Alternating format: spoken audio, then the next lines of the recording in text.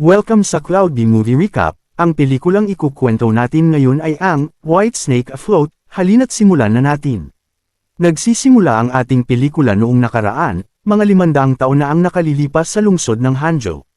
Isang batang mangingisda ang nagpakita ng kabayanihan at iniligtas ang isang puting ahas mula sa kamatayan. Ngunit ang ahas na iyon ay hindi pangkaraniwan.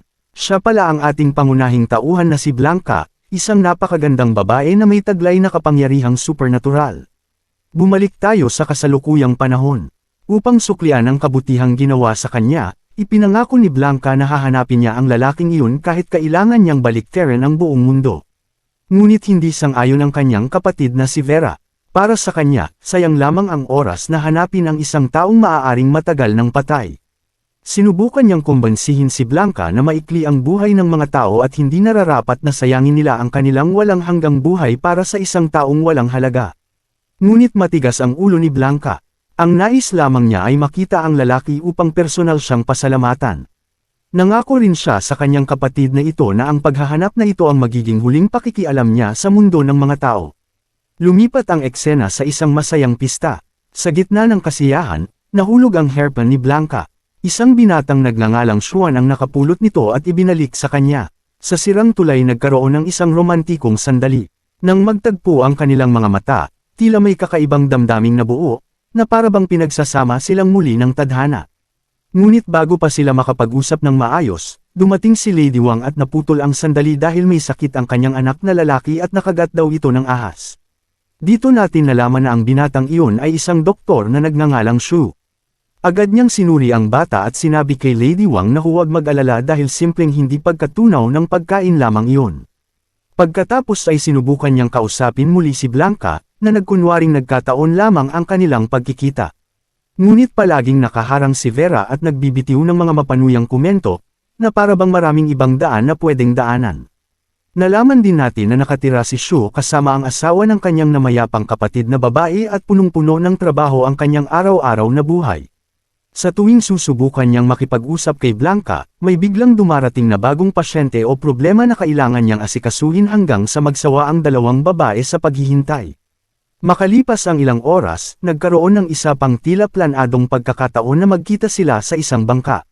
Nagkita muli sina Blanca at Shu.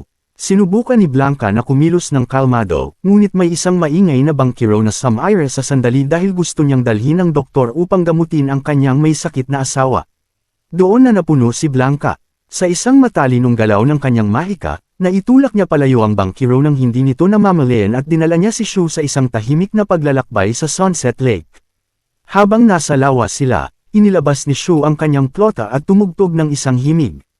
Agad itong nakahuli sa puso ni Blanca dahil iyon din ang sinaunang himig na matagal na niyang kilala. Kinabukasan, naglalakad si Shu kasama ang kanyang bayaw na si Li, na siyang sheriff ng lungsod. Napakapraning at mapaghinala si Li at iniisip niyang baka mga manloloko lamang ang dalawang babae na gustong kunin ang kanilang pera. Tinuwanan lamang siya ni Shu at sinabing wala siyang perang maaaring manako. May utang siya sa halos lahat ng tao at halos mabuhay na lamang sa utang. Dahil dito, napagtanto ni Li na walang matinong magnanakaw ang magnanakaw sa isang taong wala namang pera. Gayunpaman, nagulat si Li. Nang malaman na magkikita sila ng mga babae sa isang napakamahal na lugar na tinatawag na House of Abundant Joy. May utang pa nga sila sa may-ari nito na si Master Jiao na umaabot sa 300 pirasong pilak. Sinubukan nilang pumasok ng palihim at magkunwaring matapang, ngunit nahuli sila ni Master Jiao at pinahiya sa harap ng maraming tao at ng mga babae. Sa sandaling iyon, matapang na lumapit si Blanca at ibinigay ang kanyang gintong hairpin kay Master Jiao upang bayaran ang utang ng kanyang magiging asawa. Dahil sa kabutihang iyon, lalo pang nahulog ang loob ni Shu sa kanya. Agad ding pumayag si Li sa kanilang kasal, lalo na Wuzhou mayaman pala ang magiging nobya at kaya nitong bayaran ang mga utang. Nagpakasal sina Shu at Blanca at namuhay sila ng masaya. Sinubukan pa ni Blanca na kumbansihin si Vera na tumira kasama nila at iwan na ang mundo ng mahika. Ngunit naniniwala si Vera na nagkamali ang kanyang kapatid sa pagpili ng isang tao kaysa sa kanilang tunay na kalikasan. Habang lumilipas ang mga araw, isang kakaibang salot ang kumalat sa lungsod at maraming tao ang bumabagsak sa mga lansangan. Natuklasan ni Shu na sinasamantala ng ibang doktor ang sitwasyon sa pamamagitan ng pagtaas ng presyo ng gamot habang namamatay ang mga mahihirap dahil wala silang pambayad. Dito nagmungkahi si Blanca na magbukas sila ng sarili nilang botika upang makatulong sa mga tao ng patas. Ngunit nalungkot si Shu dahil wala silang pera para simulan ito. Upang malaman ang pinagmulan ng sakit, nagsimulang mag-imbestiga sina Blanca at Vera. Napansin ni Vera na ang pagkalat ng sakit ay tila sumusunod sa isang tuwid na linya mula kanluran patungong silangan. Dahil dito, naghinala siyang may taong sadyang naglalasan sa mga balon ng tubig sa lungsod. Sinuri nila ang ilang balon at naamoy ang matinding baho na senyales na kamakailan lamang itong nalasan. Sa isa pang balon ay nakita nila ang isang matandang lalaki na nagbebenta ng mga tableta at sinasabing iyon ang lunas sa sakit. Doon nagsimulang maghinala si Blanca na may masamang ginagawa ang matanda. Kinabukasan, maraming tao ang pumila upang bumili ng gamot mula sa matandang iyon. Hindi alam na siya rin ang dahilan ng kanilang pagkakasakit. Nagalit si Blanca at halos gamitin na niya ang kanyang mahika upang pigilan ito. Ngunit pinigilan siya ni Vera at ipinaalala ang pangako na hindi sila gagamit ng kapangyarihan. Habang kinakausap ni Blanca ang matanda upang guluhin siya, mabilis namang ninakaw ni Vera ang mga halamang gamot at lahat ng pera nito gamit ang kahangahangang bilis ng kamay. Ibinigay nila ang mga halamang iyon kay Dr. Shu. Kahit nagpasalamat siya, sinabi niyang kulang pa rin sila ng 100 pilak upang makapagbukas ng botika. Hindi sumuko si Vera. Nakita niya ang isang hukom na may napakaraming kayamanan. Nagbago siya ng anyo bilang isang berdeng ahas at palihim na pumasok sa opisina nito upang kunin ang lahat ng mahalagang bagay. Kinabukasan, gamit ang perang iyon ay nabuksan ni Shu ang kanyang pinapangarap na botika na tinawag nilang Hall of Protection. Habang lumalago ang negosyo, nagkaroon si Shu ng ideya tungkol sa isang mahiwagang halamang gamot na maaaring makapagligtas sa mga tao. Ngunit matatagpuan ito sa isang napakataas na bangin. Iginiit ni Blanca na sumama sa kanya dahil mapanganib ang paglalakbay. Habang kinukuha ni Shu ang halamang iyon, nadulas siya at nahulog sa bundok. Napilitan si Blanca na gamitin ang kanyang kapangyarihan upang iligtas siya at paliparin siya bago pa siya tumama sa lupa. Nagulat si Shu sa kanyang nakita, ngunit agad siyang nilinlang ni Blanca sa pagsasabing ang mga Diyos ng bundok ang nagligtas sa kanya dahil mabuti siyang tao. Pinaniwalaan naman ito ni Shu at nangakong gagamitin ang halamang iyon upang makatulong sa mga tao. Samantala, hinanap ng hukom ang ninakaw niyang pera at inutusan si Sheriff Lee na hanapin ang magnanakaw. Dumating din sa lungsod ang isang mongheng nagngangalang Fei Hai upang tulungan siyang lutasin ang misteryo. Gamit ang kanyang mahika at isang gintong espiritong hayop, sinubukan niyang matuntan ang salarin at napagpasyahan niyang gawa ito ng mga demonyo. Kalaunan ay nagplano si Lee ng isang pagtatanghal ng opera sa lungsod. Ngunit nang marinig ni Blanca ang pangalan ng grupo, agad siyang kinabahan dahil alam niyang ang aktres na gaganap bilang Red Maid ay isang demonyo na matagal na niyang kilala. Pagkatapos ng palabas, nilapitan ng matandang lalaki si Dr. Shu at nilinlang siya. Sinabi nitong may masasamang espiritu sa kanyang bahay at binigyan siya ng isang anteng-anteng para sa proteksyon. Nang maiuwi ni Shu ang papel na iyon, agad itong naglabas ng kapangyarihan na nagpahirap kay Blanca dahil ito ay isang sumpa laban sa mga demonyo. Buti na lamang at mabilis itong sinunog ni Vera upang hindi sila mabunyag. Nagpunta si Vera upang hanapin ang matanda at doon nalaman na isa pala itong demonyong daga. Nahuli ito ng monghe, ngunit bago yun ay isinumbong nito si Vera. Isinusumbong ng demonyong daga si Verda, at sinabing nasa parehong lugar siya. Sinubukan ni Verda na ipagtanggol ang sarili, ngunit mas malakas siyempre ang monghe kaysa sa kanya. Samantala, ginamit niya ang pagkakataong abala ang monghe sa paghuli sa demonyong daga. Nagawa niyang kagatin ang monghe bago siya mabilis na nakatakas. Pagbalik ng monghe sa demonyong daga sa tunay nitong anyo, nagawa niya itong ikulong. Dahil sa nakita ng monghe na maraming masasamang espiritu ang nasa Ho, nagpasya siyang lipulin ang lahat ng ito at huwag mag-iwan kahit isa. Noong araw ng Dragon Boat Festival, gumawa ng isang tusong plano ang monghe. Nilagyan niya ng mahika ang alak upang mga demonyo lamang ang maapektuhan nito. Sa oras na iyon, nagdiriwang sina Vera at Blanca kasama si Lee dahil nanalo ito sa karera, at uminom sila ng isinumpang alak. Nang uminom si Blanca, agad siyang nahilo at tumakbo pa uwi. Sa daan ay nahulog siya sa tubig at nagbago sa kanyang tunay na anyo bilang isang napakalaking puting ahas. Nang makita ito ni Dr. Shu, hindi niya kinaya ang takot at nawalan siya ng malay. Nagbalik agad si Blanca sa anyong tao at dinala siya sa Red Maid upang humingi ng tulong. Sinabi ng Red Maid na laban sa kalikasan ang pagsasama ng tao at espiritu, ngunit may pag-asa pa siyang mailigtas ang kanyang asawa. Kailangan niyang pumunta sa Mount Kun at kunin ang isang mahiwagang halamang gamot bago maubos ang apoy ng isang insensong ibinigay sa kanya.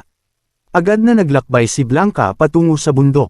Doon niya natagpuan ang mahiwagang halamang iyon, ngunit bago pa siya makaalis ay lumitaw ang magkapatid na tagapagbantay ng bundok na kilala bilang mga kon.